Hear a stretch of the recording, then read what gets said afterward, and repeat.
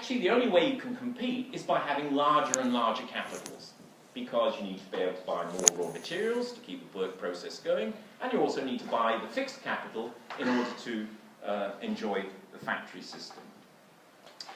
Okay, so as I said, I actually think this is very, very important and often overlooked, that within volume 1 of Capital there's a load of, it's really tedious to read, to be honest, but then you have to do it, don't you? Really a lot of volume 1 of Capital is about the narrow way in which capitalism gets to produce the surplus which feeds the profits and other revenue that's appropriated by those who own directly or indirectly the means of production. So far so good? Okay. What Marx also does in volume 1 of Capital is to ask, what are the consequences? What are the consequences of the fact that this is the way in which capitalism develops, through accumulation, through productivity increase, and so on? And he comes up with a number of remarkable conclusions. The first is, capitalism has a tendency towards monopolization. Everyone remembers this when Marx is in favour. Oh, Marx was predicting the formation of large corporations almost 200 years ago, well, 150 years ago. Why? That's sort of obvious why, according to his theory. Why would you get large corporations dominating the production process or the economy? Because accumulation of capital is one in which the big producers beat out the small producers. Monopolization of this sort is itself associated with, again, something we can see very, very clearly across the world, both within countries and between countries, is what is called combined and uneven development. A large conglomeration of production takes place, and economic development in some places, at the expense of others. Because where productivity increases the most, it outcompetes others, and they go into decline. Marx also predicts the necessity of unemployment under capitalism. Why? Because this process of accumulation will from time to time throw people out of work as factories are closed and concentrated on larger factories elsewhere. Also, that unemployment is necessary, according to Marx, so that where accumulation does take place, there's a pool of workers who can be absorbed into production. So he sees unemployment not as an equilibrium level, but as a pool into which the unemployed and the employed are continuously coming in and out. In terms of, the last thing I want to say really summarizes in 3 minutes maybe 500 pages of what Marx has to say about the capitalist economy. And this is as follows. This is really what Volume 2 and Volume 3 is about. What Marx argues is that I've told you what the laws of production of capitalism are. This is the way that capitalism develops. At the core, that doesn't mean there aren't exceptions to it, but this is the systematic way in which capitalism develops. And I think this stands up very, very well to any sort of empirical or historical analysis. But then Marx asks a question about what are the consequences of this over and above the things that I've mentioned. And there'll be another one which I will come to in a minute. And his answer is, well, these developments within production, as is very clear from what we've said already, monopolization, combined and uneven development, unemployment and so on, creation of enormous divides between one set of communities and another, or different geographical locations. What Marx argues is that these are huge economic and social tensions which are created.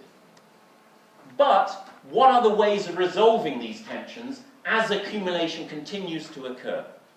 And his answer is, well, the only mechanism, or the main mechanism for coordinating all of these processes is not an equilibrium set of prices in general equilibrium, it is the market mechanism. The market mechanism has to coordinate this anarchic set of economic and social developments that have taken place.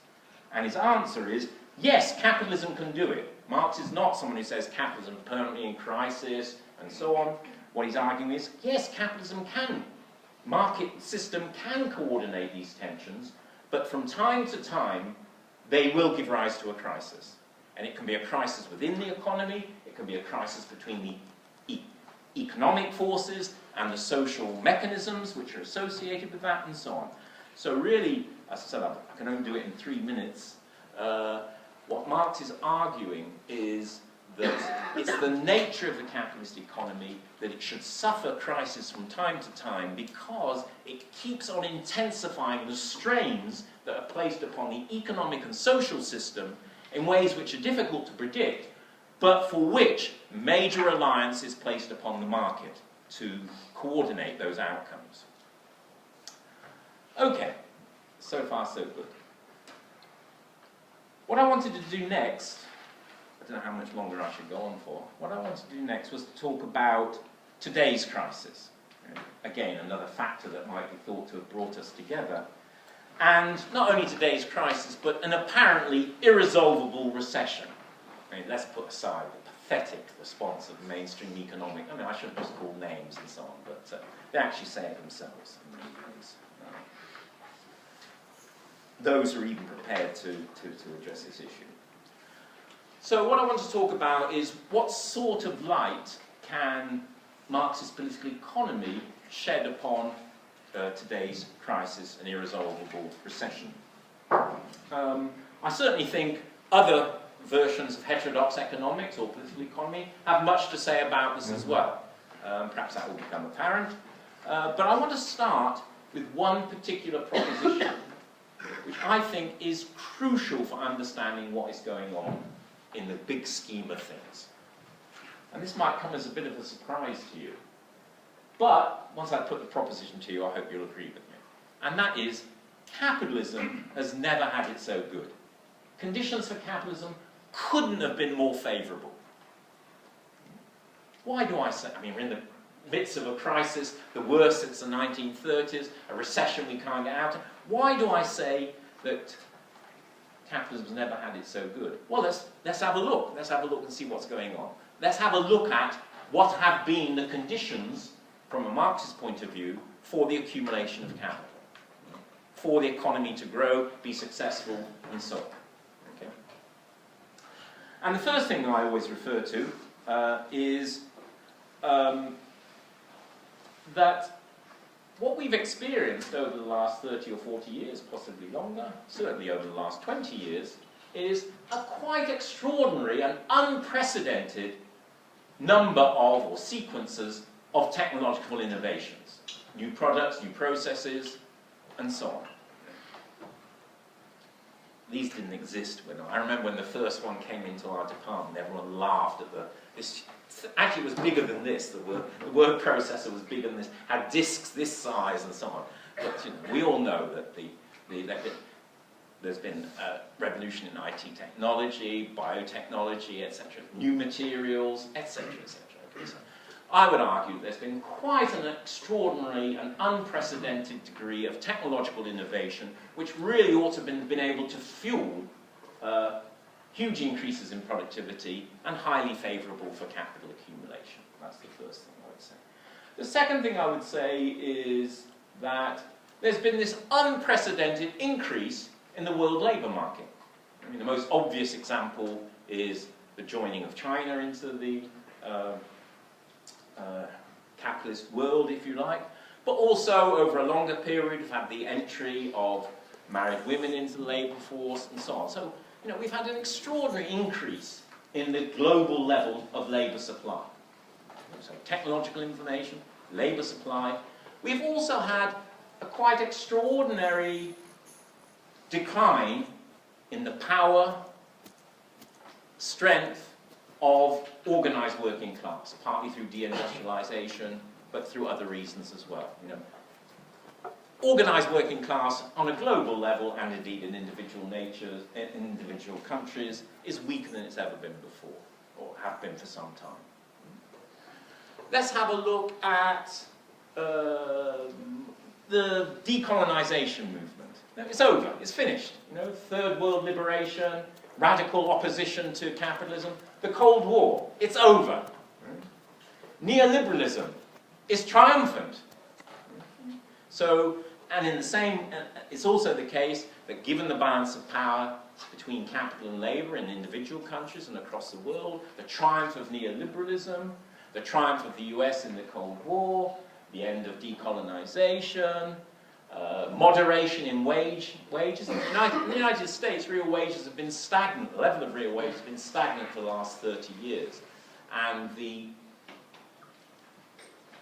percentage income of the top 1% from the mid-1960s has gone from under 8% to over 23%. Okay, it's an extraordinary increase in inequality.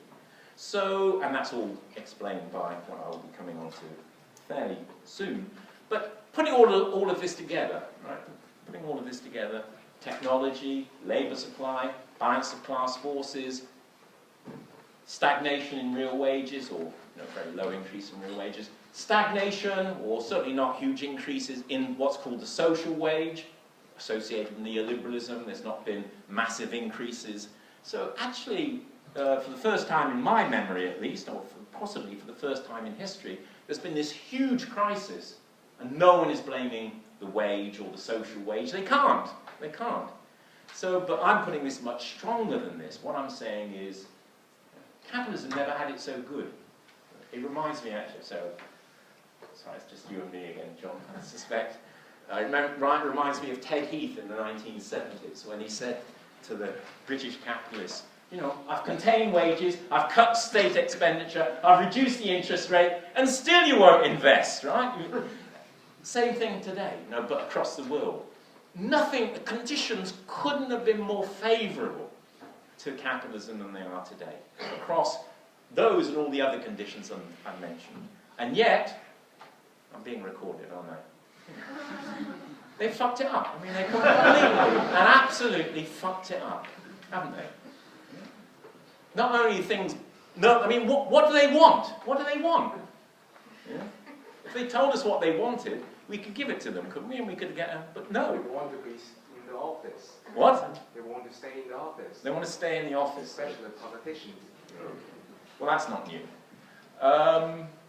And the answer, I think, is fairly obvious. The answer, we all know what the answer is. It's finance. Okay? It's finance. And what I want to argue now, or suggest to you, is that Marx, and this comes in the later volumes of Capital, has a very, very sophisticated theory of finance. And I'm going to give you just a few hints of what that is. First of all, Marx distinguishes between credit in general and what we might call credit as capital. What we mean by credit in general is actually I bought my train ticket to come here. Right? It's been refunded, I think. So that's just credit. No one's trying to make a profit out of the use of this money. And credit's very, very important, but it precedes capitalism. Credit has long since existed. So credit is just borrowing and lending, without necessarily the notion of trying to make a profit. Got the idea? Marx pointed to something different, and I think he's unique in this. In fact, Keynes and other writers have said this is a very good point in Marx's work. Marx then goes on to say, but there's credit of a different type under capitalism, and that credit is borrowing in order to make a profit. And that's different, because if I borrow in order to make a profit, then I don't just pay you back, I have to engage in the process of production or something else in order to generate the returns that I can give to you, as well as to make a profit for myself. So for Marx, there's a very, very significant distinction between just credit as borrowing and lending, as opposed to credit as a way of expanding your capital. That's the first thing. In fact, it's something I should have mentioned when I talked about the dynamics of capitalism for Marx and the economic and social consequences. What Marx argues in Volume 1 of Capital is that one of the consequences of capitalism is the creation of a sophisticated credit system. Because in order to accumulate capital, I can't form, Microsoft on the basis of my own capital alone. I have to borrow and put to use the capital that's available from everyone. So this is what a credit system is under capitalism. It's not just borrowing and lending, it's gathering capital for accumulation in concentrated hands. Okay, so what happens, according to Marx, is the way in which capitalists compete, and in many ways the strongest capitalists will be those who have the best access to credit. Okay. But then what that creates is an entitlement. If I lend you some money, I have an entitlement for you to pay me back. But if I lend you some money and you have to produce something, make a profit, and then pay me back, then my being paid back is contingent upon your undertaking that profitable activity. You got the idea? And what Marx argues is that this creates something called fictitious capital, because I have now as the lender, an entitlement to a future profit. But I might not want to wait for that profit. I might want to sell on my claim to that profit to somebody else. So, this credit as capital is something which then begins to circulate independently of what is producing the surplus to pay back.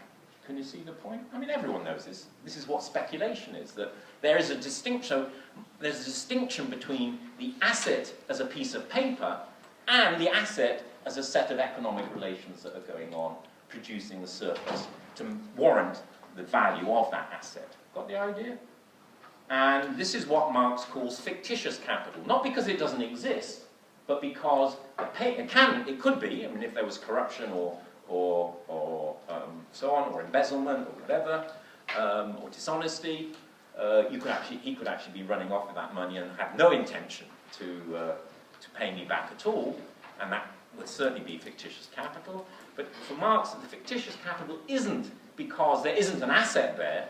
It's fictitious because the asset representing that claim on the future, can circulate independently, can be bought and sold independently of. I just want to ask, in today's terms, what you were talking about. I'll tell you in a minute.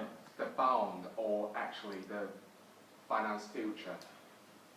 I'll get to that in a minute, possibly. So you can ask your question again later. So, almost there. So Marx makes this very, very important distinction between credit as credit and credit as capital, and then relationship between that and fictitious capital. Okay, what's the relevance of this? What's the relevance of this to the modern world? And here I want to introduce a concept which has been used by Marxist political economy, but by heterodox economists as well. And that is the notion of financialization. I don't know if any of you have come across this. And the idea of financialization is to point to the increasing significance of finance in modern capitalism over the last 30 or 40 years. Now, there are two big things to say about financialization as a concept. First of all, there are huge differences within heterodox political economy about this. I have my own particular view about how it should be understood. Others have different views. Right? That's the first thing to say. I'm going to give you my view. I won't give you others unless you ask me. The other thing to say about it is financialization cannot appear in mainstream economics. Financialization is about the systemic global properties of what has been going on over the last 30 years. It's not about the optimization of individuals in their speculative behavior. Okay? And what I want to do, there are many, I actually found one article which has 17 different definitions of financialization. But I want to give you just one very, very clear indicator of financialization. And this is that the ratio of financial assets to global GDP, global financial assets to global GDP, over the last 30 years has increased by 3 times. And this is because, of course, I don't know if this is what you're on about, the proliferation of many, many different types of financial assets. I have what's my favourite? John will like this. My favourite is futures trading, futures carbon trading, right? Which is trading in the future of not producing. In fact, you are going to, but trading in the futures of trading on the future of not producing carbon gases. Why would you have a market for that? Why would you have a market trading in not producing CO2 in the future? I mean, it's bizarre. It is what Marx quite rightly called a form of fetishism. In fact, this is just a rationale for having these markets alongside the continuation of producing carbon gases, but that's another issue. But my point here then is financialization, perhaps the key index of it, is the increase in financial assets to GDP by a ratio of 3. And that, sorry, to a ratio of 3, in fact by 3 times as well. And just to refer back to productivity that I did before, suppose when I was making this desk here, I used 3 times as many screws, 3 times as much plastic, 3 times as much metal. Right? Suppose I used 3 times as much inputs to make this table as I did 30 years ago. I mean, first of all, it would be pretty ugly in design. It might even be dysfunctional. I probably couldn't get my feet underneath it. It'd be too heavy to carry, etc., etc. So everyone would see this as productivity decline, using 3 times as much raw materials to make this thing than you did before. Surely that is productivity decline. Yet, to make this table, we now use 3 times as much financial assets as we did before. As the companies that are making it are engaged in speculative activities around the price of their raw materials, as those who own the companies speculate in. You get the idea? So the question is, why do we need, and what are the implications of there being 3 times as many financial inputs into making this table as there were 30 years ago? And I think it becomes very, very clear that what we've seen is this massive expansion of fictitious capital. Capital that has a claim on the surplus, but does not itself produce anything. And the way in which this financialization has taken place is what I call both extensive and intensive.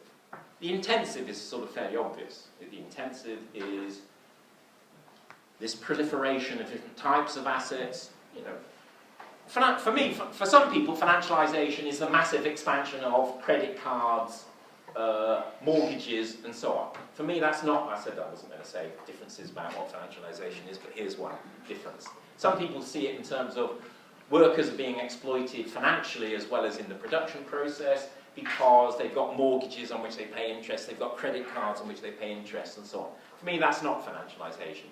For me, financialization is the taking of those mortgages, the bundling them up into other assets, and selling them on as a set of assets to other people who will expect to make a profit, who will then actually bundle them up into another set of assets and sell them on in order to make profits, and so on. And similarly with credit, it's not credit cards, isn't financialization. It's the ownership of the credit, which is then sold on as another asset, bundled up into another set of assets, and sold on. I'll give you one example of this. Should I give you an example? Oh, that's the intensive exploitation, or the intensive process of financialization. The extensive process of financialization is the passage, the entry, the invasion, if you like, of finance into areas where it previously did not go. And this is the most obvious, well, actually mortgages were, in the UK, non-profit making business of building societies. So we have the wonderful example of Northern Rock, quite close here, aren't we? Of Northern Rock, which demutualized from being a building society, non-profit making organisation in 1997, immediately went into speculation in mortgages in the United States with Lehman Brothers, went bust. The government provides £30 billion to bail it out. And my question is, why do that? Why not use the £30 billion to build I worked it out, it's either 20 or 200,000 houses directly? What is going on where we have to have these huge processes of speculative behavior in order to bring about housing finance?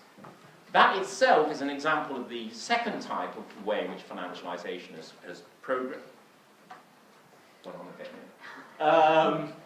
And that is extensive, that is to say, moving into those areas where previously it didn't exist. And the most obvious examples of this are privatization and the education, welfare, and so on. Or, let me give you the example of water, something we're doing some work on at the moment. Water was privatized in the UK. What water do you have here? What's the water company here in Manchester? You don't pay any bills, do you?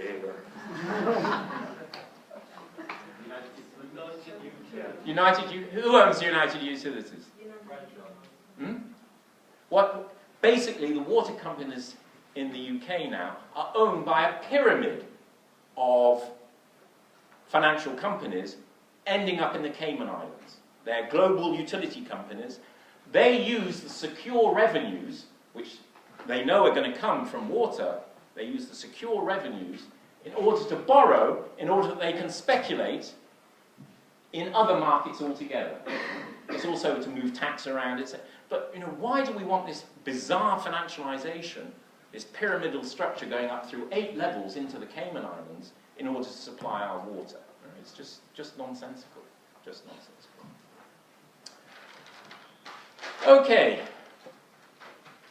So what I try to indicate here is the purchase, that's the right word, that Marxist political economy can have on the current crisis and the irresolvable recession.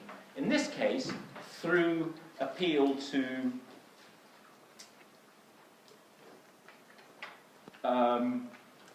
Marx's theory of finance and how that relates to the accumulation of capital and the way, actually what I think is most important, the way in which financialization, the dedication of this accumulation of capital to fictitious capital, which is at the expense of high levels of productivity, real investment, efficacy, and so on. Okay, I'm going to finish now, or very soon. I'm not going to talk about, unless you ask me about it, I'm not going to talk about Marx on socialism and what happened in the Soviet Union and what's happening in China. You can ask me about that if you like. What I will end by doing is saying, why study Marxist political economy? And I thought of 3 reasons. First, is it enjoyable? Not really. I leave that to you to decide. Some people get into it and it's a hard slog and it has its moments. Is it interesting? I think the answer is yes. So if your interest corresponds with your enjoyment, that's great. Is it relevant? And I think the answer is yes. I do like to point to a huge debate. Whenever anything happens in the world, there is one set of people who says, this makes Marx even more relevant than it was in the past. It just shows how essential. And there's another group that says, this just shows how Marx's political economy is totally useless. We talk about the knowledge economy or the welfare state or post-industrial society or the end of the working class. Whereas, as I say, there's this wonderful tension in Marx's political economy between those who are for and those who are against about whether empirical developments do or do not make Marx more or less relevant. Obviously, I come down on the relevant side, and I've tried to illustrate that today. But let me finish with, it's rather a long way for you to go, but if you go down to Highgate Cemetery and have a look at Marx's tomb, you'll see that written on his grave is something called the 11th thesis on Feuerbach, and that is philosophers have only interpreted the world. The point, however, is to change it. And this, you might think, and perhaps correctly, is a call to revolutionary action. Let's not sit here and philosophize about the nature of economics or even about the nature of Marxist political economy. Let's go out there and change it. Let's occupy the economics lecturers' rooms and say they've got to teach us something else or whatever. But that's one way of interpreting that thesis. The other way, which I think is very important, is that this is about, if we want to understand the world Philosophers only interpreted the world. The point, however, is to change it. If we want to understand the world, we have to think about what is necessary to bring about change, not how to make things remain as they are. So let me finish there for now.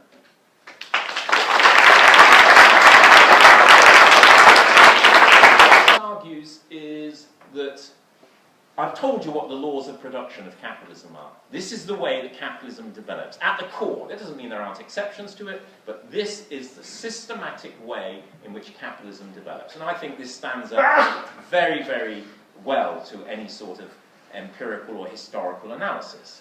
But then Marx asks a question about what are the consequences of this over and above the things that I've mentioned. And there'll be another one which I will come to in a minute.